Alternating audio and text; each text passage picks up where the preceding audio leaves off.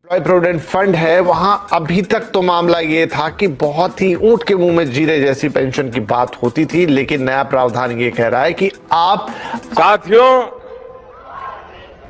75,000 करोड़ रुपए के बैंक खाते में सीधे। नमस्कार दोस्तों, देश के लाखों पेंशन भोगियों के लिए इस वक्त की बड़ी खबरें निकलकर सामने आ चुकी है। जी हां दोस्तों, यहां पर जो है पेंशन धारकों के लिए इंपोर्टेंट खबरें हैं जिसके अंदर हम बात करने वाले हैं। दोस्तों, आप सभी ईपीएस नांडेवा पेंशन धारकों की हायर पेंशन को लेकर बड़ी खबर सामने आ रही है। पीएफ ट्रस्ट को लेकर दायर हो रहा है केस, हाईकोर्ट की भाषा ही समझता है कर्मचारी भविष्य निधि संगठन। जी हां दोस्तों, कोर्ट की भाषा में समझेगा ईपीएफओ। इसको लेकर दोस्तों आप सभी के लिए बड़ी खबर निकल सामने आई, इसके बारे में आज की इस वीडियो के अंदर बात करेंगे। वहीं दोस्तों अभी आप सभी के लिए बड़ी खबर है, सभी कर्मचारियों के लिए गुड न्यूज आई है। डीए और बकाया एरियर पर आप सभी के लिए बड़ा फैसला हुआ है। केंद्रीय कर्मचारियों की किस्मत जो है वो चमक चुकी है। डीए में 5% की बढ़ोतरी, साथ ही दोस्तों बकाया एरियर का भी यहाँ पर आप सभी के लिए भुगतान किया जाएगा। इसको लेकर भी बड़ा फैसला हो चुका है, तो इसके बारे में दोस्तों आज की इस वीडियो के अंदर बात की जाएगी। साथ ही साथ दोस्तों आप सभी के लिए बहुत ही महत्वपूर्ण और इंपोर्टेंट खबर निकलकर सामने आ चुकी है। जी हां दोस्तों, आप सभी के लिए यहां पर बड़ी इंपोर्टेंट खबर आई है कि 30 जून और 31 दिसंबर को रिटायर्ड कर्मचारियों के बकाया भुगतान को लेकर रेलवे का बड़ा निर्णय आया है। तो किस प्रकार उनको एरियर मिलेगा, इसके बारे में बाकायदा तौर पर दोस्तों गवर्नमेंट ऑफ इंडिया की तरफ से मिनिस्ट्री ऑफ रेलवे के बोर्ड के द्वारा दोस्तों बड़ा पत्र जारी कर दिया जा चुका है। तो इसके बारे में भी दोस्तों आज की इस वीडियो के अंदर बात करने वाली है। साथ ही साथ दोस्तों यहां पर बात करने वाले हैं पेंशन धारकों को शानदार तोहफा है, केंद्र सरकार ने बैंकों को कड़े का आदेश दे दिए हैं। जी हां दोस्तों, 7वीं बैंकर्स जागरूकता कार्यशाला के दौरान यहां पर 1 करोड़ पेंशन धारकों को शानदार तोहफा दिया गया। केंद्र सरकार ने बैंकों को सख्त आदेश दे दिए हैं कि पेंशन धारकों के लिए यहां पर खुशखबरी भरी सौगात जारी कर दी है। तो आखिरकार केंद्र सरकार की तरफ से पेंशन धारकों के लिए क्या खुशखबरी की सौगात है, साथ ही रेलवे बोर्ड का क्या बड़ा फैसला है, आप सभी के डीए और एरियर को लेकर क्या बड़ी खबर आ रही है, और साथ ही साथ दोस्तों पीएफ ट्रस्ट पर हाईकोर्ट जा रहे हैं जो कर्मचारी पीएफ ट्रस्ट पर यहां पर दायर हो रही है केस, तो हाईकोर्ट की भाषा में कैसे कर्मचारी भविष्य निधि संगठन समझेगा। इन तमाम बड़ी अपडेट्स के बारे में दोस्तों आज की इस वीडियो के अंदर चर्चा करने वाली है, इसलिए आप सभी से निवेदन है कि दोस्तों वीडियो को आप लास्ट तक जरूर देखिएगा। तो चलिए बिना किसी देरी के वीडियो की शुरुआत करते हैं। सबसे पहले जानते हैं ईपीएस नांडेवा हायर पेंशन पर दोस्तों बड़ी खबर है। पीएफ ट्रस्ट को लेकर दायर हो रही है केस और हाईकोर्ट की भाषा समझता है ईपीएफओ, इसको लेकर बड़ी खबर आ रही है। दोस्तों कर्मचारी भविष्य निधि संगठन के सदस्यों के लिए बड़ी खबर है। पीएफ ट्रस्ट का विवाद गहरा हो गया है। ईपीएफओ की ओर से नियमों की दुहाई देकर जमा पैसा वापस करने का मामला तूल पकड़ चुका है। सुप्रीम कोर्ट के आदेश के बाद उच्च पेंशन पर उच्च वेतन पर जो है हायर पेंशन की प्रक्रिया शुरू की गई थी, जो कि अब अदर हो गई है। इसके खिलाफ बिलासपुर हाईकोर्ट में याचिका दायर होने जा रही है। याचिका करने जा रही है पूर्व कार्मिक का कहना है कि ईपीएफओ की यहाँ पर जो है कोर्ट की भाषा में ही समझता है, उसे सब्र का बांध टूट चुका है।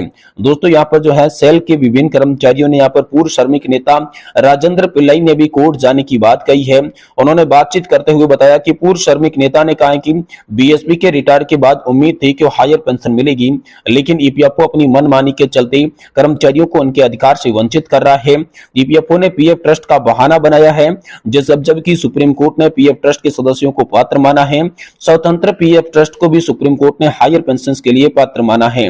इसके बावजूद भी इसके लिए ईपीएफओ भाग रहा है, इसलिए कोर्ट की भाषा में ही ईपीएफओ को समझाने का वक्त आ गया है। पेंशनर्स की भाषा ईपीएफओ नहीं समझ रहे हैं, कोर्ट की भाषा में बेहतर ढंग से जवाब जो है ईपीएफओ को मिलने वाला है। इसको लेकर बड़ी खबर आ रही है। साथ ही दोस्तों ईपीएस नांडेवा हायर पेंशन के लिए joint option form supreme court के आदेश के बाद ईपीएफओ ने भरवाया, प्रक्रिया पूरी की गई। इसके बाद ईपीएफओ की ओर से डिमांड लेटर जारी किए गए। सेल और अन्य पीएसयू के पीएफ ट्रस्ट के नियमों की खामियों की बात करते हुए बोलकर ईपीएफओ ने 6 मार्च को यहां पर फॉर्म वापस लौटाना शुरू कर दिया। भिलाई स्टील प्लांट के अधिकारियों और कर्मचारियों द्वारा जमा कराया गया पैसा भी उनके खाते में वापस कर दिया गया। राजेंद्र पिल्ले का कहना है कि उच्च वेतन पर उच्च पेंशन की पात्रता कोर्ट ने दी है, फिर ईपीएफओ ने यहाँ पर लगाम क्यों लगा रखी है। 2 मामला जीतने के बाद भी दिल्ली से कोई आदेश नहीं आया। ईपीएफओ का मुख्यालय की ओर से स्पष्टीकरण भी आप सभी के लिए सामने नहीं आया है। वहीं ईपीएफओ के खिलाफ कोर्ट जाने का दावा करने वाले राजेंद्र पिल्ले का कहना है कि गर्मियों की छुट्टियां खत्म होते ही वह बिलासपुर हाईकोर्ट की याचिका दायर करेंगे। बीएसपी से लगभग 35 लाख रुपए तक का जमा करवाया गया था, जो वापस आ गया है। अधिवक्ता से बातचीत में हो चुकी है। ट्रस्ट 1965 में बना था। उन्होंने कहा था कि ईपीएफओ खुद इसको पैसा नहीं देगा, जो पैसा आ रहा है वह उसी से देने वाला है। वही दोस्तों अगली बड़ी खबर आप सभी कर्मचारियों के लिए निकल कर आ रही है। डीए और बकाया एरियर पर आप सभी के लिए बड़ा फैसला है। केंद्रीय कर्मचारियों की किस्मत चमकी, डीए में 5% की बढ़ोतरी, बकाया एरियर पर भी दोस्तों आप सभी के लिए बड़ा फैसला हुआ है। दोस्तों कर्मचारियों के लिए अच्छी खबर, क्या वेतन बढ़ने जा रहा है? रिपोर्ट्स के मुताबिक इसका जवाब दोस्तों हाँ देखने को मिल रहा है। इस बार उम्मीद है कि कर्मचारियों की सैलरी बढ़ सकती है। सरकार ने 2024 की शुरुआत तक श्रमिकों और पेंशन भोगियों के लिए श्रम भत्ते में 1 अरब से भी अधिक की वृद्धि की है। पिछली बार डीए में 4% की बढ़ोतरी की गई थी। इस बढ़ोतरी के साथ ही डीए की सीमा मूल वेतन का 50% हो गई थी। इसी के साथ ही नई धारणाएं सामने आ रही है। ऐसी प्रबल उम्मीद है कि दोस्तों डीए मूल वेतन में शामिल किया जाएगा। 2004 में 5वें वेतन आयोग की सिफारिशों के अनुसार जब डीए 50% अंक तक पहुंच जाता है तो डीए को सिविल सेवकों के मूल वेतन में विलय कर दिया जाएगा। लेकिन बाद में 6ठे और 7वें वेतन आयोग के उपायों को यहां पर सिफारिश नहीं की गई।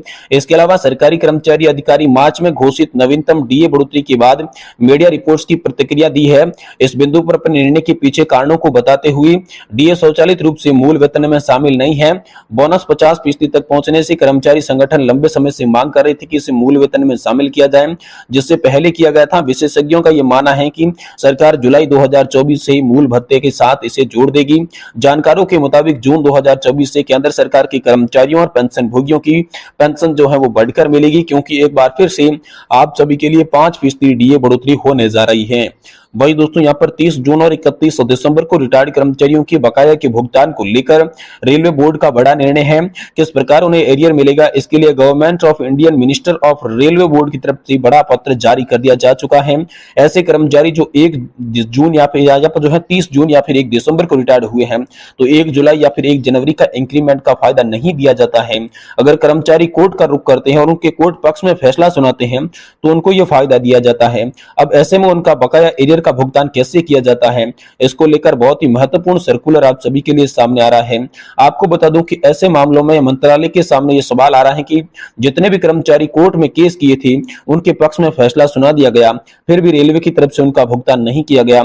उसके बाद याचिकाकर्ताओं द्वारा कोर्ट में अवहेलना की याचिका फिर से लगाई गई तो उनको बकाया भुगतान कौन सी तारीख से करना होगा, जिस दिन वे रिटायर हुए उस दिन से या फिर जिस दिन उन्होंने याचिका कोर्ट में डाली उस दिन से। इसी को लेकर अब रेलवे बोर्ड का स्पष्टीकरण आ चुका है कि बकाया भुगतान कैसे किया जाएगा।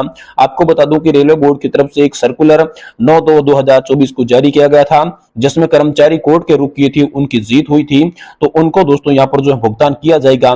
लेकिन बकाया भुगतान कैसे किया जाएगा, ये विभाग के सामने बड़ा प्रश्न था।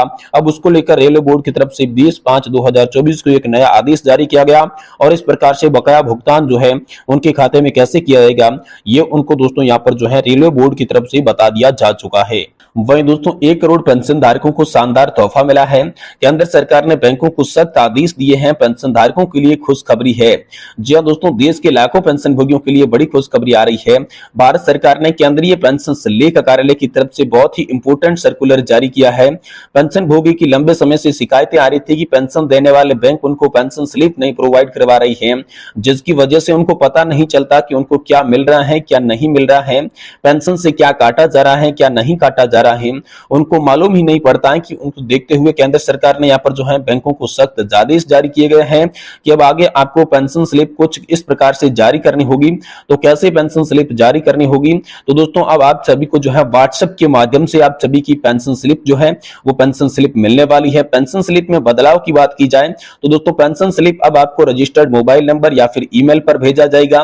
पेंशन स्लिप के अंदर आप सभी की पूरी जानकारी होगी, पीपीओ नंबर होगा, आप सभी का पूरा नाम होगा, स्पेशल कोड होगा, ब्रांच का नाम होगा, बैंक अकाउंट नंबर होगी, डेट ऑफ बर्थ लिखी हुई होगी, डेट ऑफ रिटायरमेंट लिखी होगी और इसके साथ पैन नंबर और आधार नंबर भी आप सभी की पेंशन स्लिप के अंदर होगा, जिससे पेंशन धारकों को अब कोई भी दिक्कत नहीं आने वाली है।